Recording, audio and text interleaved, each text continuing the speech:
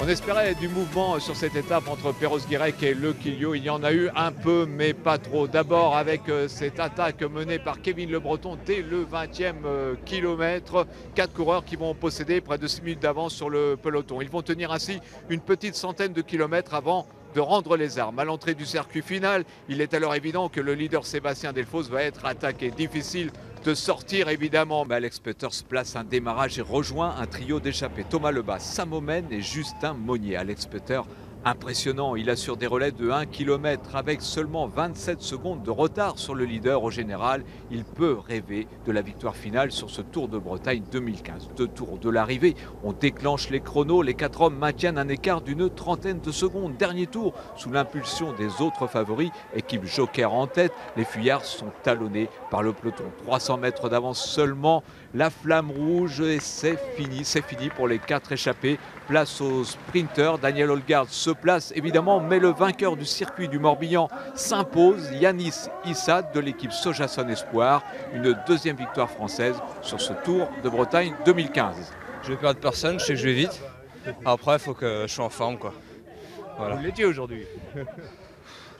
Non et oui, il en restait un petit peu et puis j'ai tout mis, voilà. Ça fait quoi de s'imposer ici? C'était l'objectif. Donc c'est bien pour l'équipe, hier on a fait du gros boulot. On n'a pas été récompensé aujourd'hui, on n'a pas fait grand chose et puis au final on a été récompensé, donc c'est de bonne augure. Belle victoire donc de Yanis Issad de l'équipe Sojason Espoir. Au classement général, Lilian Calmejane est 4e, devant Anthony de la place 3e. À la 2e place, on trouve Daniel Holgard et le leader du Tour de Bretagne reste Sébastien Delfosse. Ces 4 hommes se tiennent dans un mouchoir de poche. Moins de 12 secondes les séparent au général. Et c'est le moment de retrouver Georges Cadiou. Monsieur Georges Cadiou qui a très bien connu Louison Bobet. Bobet, champion exceptionnel, Bobet, homme d'affaires et Bobet résistant pendant la Seconde Guerre mondiale. Georges Cadiou nous livre ses confidences sur le plus beau palmarès de l'après-guerre. Il a gagné 3 Tours de France, il a gagné Paris-Roubaix, le Tour des Flandres, Milan-San Remo, le Tour de Lombardie, le Grand Prix des Nations, le Tour de l'Ouest aussi, n'oublions pas. Mais le summum de Louison Bobet, c'est ce titre de champion du monde à Solingen en Allemagne en 1954. On n'est pas très loin après la guerre. Ce sont des bidasses français qui sont là pour l'applaudir. Et on sait que Louison Bobet était patriote, c'était historiquement un gaulliste. Et le fait il avait été résistant, Louison Bobet, ne l'oublions pas. Il s'est battu en 1944 contre l'occupant nazi, les armes à la main. Et donc le fait de gagner, pas d'esprit de revanche bien sûr, mais de gagner en Allemagne 10 ans après un titre mondial et d'écouter la Marseillaise. Dommage qu'il n'y ait pas le Brogose en plus, mais après tout, c'était le Brogose national.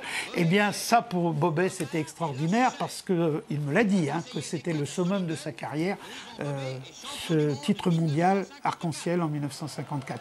Il succédait aussi à Fausto Coppi, qui était son maître. Ça doit jouer aussi dans l'esprit de Louison Bobet. Bobet a marqué parce que sur le vélo, il était magnifique. Il y a Jacques Anquetil qui est un petit peu pareil quelques années après. Et puis Bobet, il y a aussi une réussite sociale après le cyclisme. Il a réussi sa vie d'homme après sa vie de champion. Et ça, c'est pas forcément évident. Et la thalassothérapie avec Quiberon notamment, ça a quand même marqué les esprits en Bretagne. Après avoir été un champion, Louison Bobet a été un homme d'affaires dans le bon sens du terme et un patron d'entreprise. Et il a fait beaucoup aussi pour le renom de la Bretagne dans d'autres domaines. Et je pense que c'est ça qui reste aussi de Louison Bobet.